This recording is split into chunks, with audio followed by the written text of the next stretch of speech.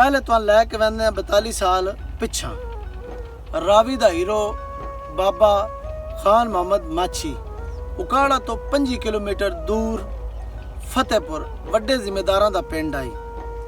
अज तो 42 साल पहले स्कूल नूं अपग्रेड करन वास्ते कोई जिम्मेदार अपनी जमीन देण नूं तैयार ना आई ते इसी पिंड विच गरीब जिहा बाबा खान मोहम्मद माछी उस अपनी सारी जमीन स्कूल वास्ते अतिया कीती। उस स्कूल नूं मिडल तो हाई कराया ते नाल उसी स्कूल दे बाहर सारी जिंदगी पकौड़े वेचदियां कढ़ छड्डी ते अगां टुर गया।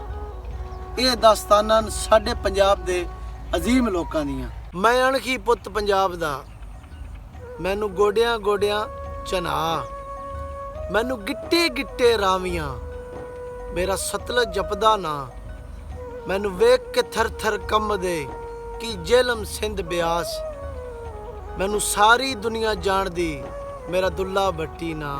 अस्सलाम वालेकुम, मेरा नाम है खुरम सोला। तुसीं वेखदे पे तुहाडा अपना यूट्यूब चैनल, फेसबुक पेज जिहदा नाम है जाग पंजाबी। हुण साडा टाइम हो गया जागण दा। असीं बतेरा सां लिया, तकरीबन 200 साल असीं सुत्ते हाँ। हुण नहीं, हुण पंजाबियों जागण दा टाइम हो गया। ये चैनल बनाया गया तुहानूं जगाण वास्ते, तुहानूं होश च लियाउण वास्ते। ढेर सपोर्ट करो, लाइक करो, सब्सक्राइब करो ते शेयर करो।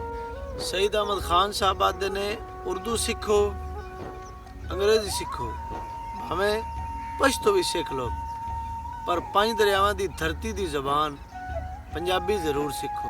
इस मिट्टी दी इज्जत करो जो तुहाडे वजूद नूं जिउंदियां जी अपनी हिक उत्ते चाहे बैठी ते साडे मरण मगरों इस वजूद नूं अपने विच संभाल लेना है। ये मिट्टी धरत पंजाब तुहानूं इज्जत दे रही है, तुसीं भी इन्हें इज्जत दिओ।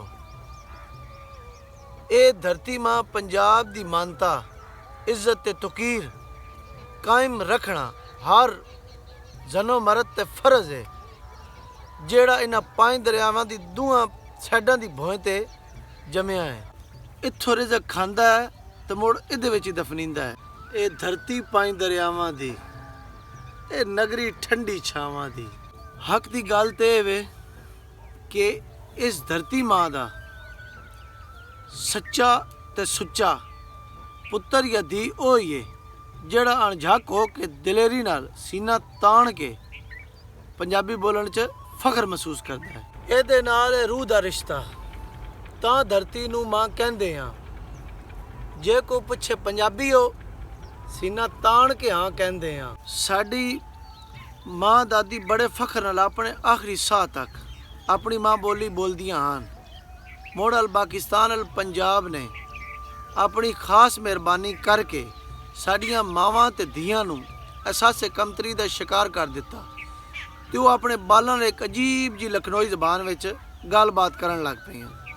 ਇਹਦੇ 'ਚ ਕਸੂਰ ਸਾਡੀ ਮਾਵਾਂ ਤੇ ਧੀਆਂ ਦਾ ਨਹੀਂ ਹੈ। ਅਲ ਪਾਕਿਸਤਾਨ ਅਲ ਪੰਜਾਬ ਨੇ ਖਰਬਾਂ ਰੁਪਏ ਦਾ ਤਾਲੀਮੀ ਤੇ ਦਿਫਾਈ ਬਜਟ ਲਾਇਆ ਸਾਡੀਆਂ ਮਾਵਾਂ ਧੀਆਂ ਤੇ ਪੁੱਤਰਾਂ ਨੂੰ ਅਹਿਸਾਸੇ ਕਮਤਰੀ ਦਾ ਸ਼ਿਕਾਰ ਕਰਨ ਲਈ, ਪਰ ਗੱਲਬਾਤ ਵੀ ਬਣੀ ਨਹੀਂ ਸ਼ੇਰੋਂ। ਗੱਲ ਤੇ ਵਾਪਸ ਆਉਂਦੇ ਆ। ਬਾਹਰੋਂ ਆਏ ਸਾਡੇ ਢੇਰ ਸਾਰੇ ਸੂਫੀ ਬਜ਼ੁਰਗ ਇਸ ਰਾਜ਼ ਤੋਂ ਬੜੀ ਚੰਗੀ ਤਰ੍ਹਾਂ ਵਾਕਿਫ ਹਨ। ਉਹ ਇਸੇ ਕਰਕੇ ਅਜ਼ੀਮ ਨੇ ਕਿਉਂ ਜੀ ਉਹ ਪੰਜਾਬ ਦੀ ਜ਼ਬਾਨ ਤੇ ਧਰਤੀ ਪੰਜਾਬ ਤੇ ਸਦਕੇ ਤੇ ਵਾਰੀ ਹਨ। ਆਪਣੀ ਲੋਕਾਈ ਜ਼ਬਾਨ ਵਿੱਚ ਗੱਲ ਕਤ ਕਰਦੇ ਹਨ। ਇਹ ਹੁਣ ਸਾਡੇ ਤੇ ਵੇ, ਅਸੀਂ ਆਪਣੇ ਉਹਨਾਂ ਬਜ਼ੁਰਗਾਂ ਦੀ ਗੱਲ ਮੰਨਣੀ ਹੈ ਜਾਂ ਅਸੀਂ ਫਰੰਗੀ ਲਿੰਗੁਇਸਟ ਅਲੂਮੇ ਸ਼ਰਕੀਆਤ ਦੇ ਸੋ ਕਾਲਡ ਮਾਹਿਰੀਨ ਦੀ ਗੱਲ ਮੰਨਣੀ ਹੈ। ਜੋ ਬੁੱਲੇ ਤੇ ਬਾਹੂ ਨੂੰ ਪੀਰ ਸਦਿੰਦੇ ਨੇ, ਉਹ ਪੰਜਾਬੀ ਬੋਲਣ ਤੋਂ ਮੁੜ ਕਿਉਂ ਕਤਰੇਂਦੇ ਨੇ। ਸਾਡਾ ਲਹਿਜਾ ਯਾਰ ਪੁਰਾਣਾ ਲਹਿਜਾ ਹੈ ਪੰਜਾਬੀ ਦਾ, ਜੰਗਲੀ ਸਾਨੂੰ ਇਸ ਦੇ ਲਈ ਲੋਕ ਸਦਿੰਦੇ ਨੇ। ਅਸੀਂ ਬਾਬਾ ਜੀ ਫਰੀਦ ਸ਼ਕਰਗੰਜ ਰਹਿਮਤੁल्लाह अलैह, बाबा जी गुरु नानक साहब, माधुलाल शाह हुसैन साहब, सुल्तान बाहू जी, बाबा बुल्ले शाह, वारिस शाह, हाशिम शाह, हैदर मुल्तानी, ख्वाजा गुलाम फरीद साहब, मियाँ मोहम्मद बख्श साहब, उस तो बाद पीर मेहर अली शाह साहब ते होर ढेर सारे साडे सूफी शायर ते बुजुर्ग उन्हां दी शायरीन ਪੰਜਾਬ 'ਚੋਂ ਓਲੇ ਕਰ ਦਿੱਤਾ ਜਾਵੇ ਜਾਂ ਕਿਸੇ ਇੱਕ ਲਹਿਜੇ ਦਾ ਠੱਪਾ ਲਾ ਦਿੱਤਾ ਜਾਵੇ ਤੇ ਪਿੱਛੇ ਮੁੜ ਸਾਡੇ ਕੋਲ ਇੱਕ ਉਜੜਿਆ ਪੁਜੜਿਆ ਬਿਆਬਾਨ ਵਹਿਸ਼ੀ ਖਿੱਤਾ ਹੀ ਬਚਦਾ ਹੈ। ਮਿਹਰਬਾਨੀ ਕਰਕੇ ਜ਼ਰਾ ਗੌਰ ਕਰਿਆ ਜੇ ਪੰਜਾਬੀ ਸਿੱਖਣਾ, ਪੰਜਾਬੀ ਲਿਖਣਾ ਤੇ ਪੰਜਾਬੀ ਬੋਲਣਾ ਸਾਡੇ ਵਾਸਤੇ ਕਿਸ ਕਦਰ ਜ਼ਰੂਰੀ ਹੈ। ਪੰਜਾਬੀਆਂ ਦੀ ਬਕਾ ਪੰਜਾਬੀ ਜ਼ੁਬਾਨ 'ਚ ਵਾਪਸ ਆਏ ਬਗੈਰ ਮੁਮਕਿਨ ਹੀ ਨਹੀਂ।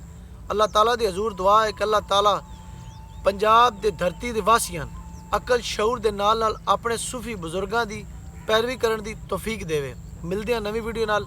ਆਪਣਾ ਢੇਰ ਖਿਆਲ ਰੱਖਿਆ। ਆਪਣੇ YouTube ਚੈਨਲ ਦਾ ਜਿਹਦਾ ਨਾਮ ਹੈ ਜਾਗ ਪੰਜਾਬੀ। ਰੱਬ ਰਾਖਾ। ਹਰ ਇੱਕ ਕੁਜੜੀ ਥਾਰ ਹੁੰਦੀ ਹੈ, 5 ਪੁੱਤਰਾਂ ਦੀ ਮਾਰ ਹੁੰਦੀ ਹੈ। ਵੈਰੀਆਂ ਕਸਮ ਜਿਬ ਵੱਢ ਲਈ, ਜੱਲੀ ਨਹੀਂ ਹੈ ਤਾਰ ਹੁੰਦੀ।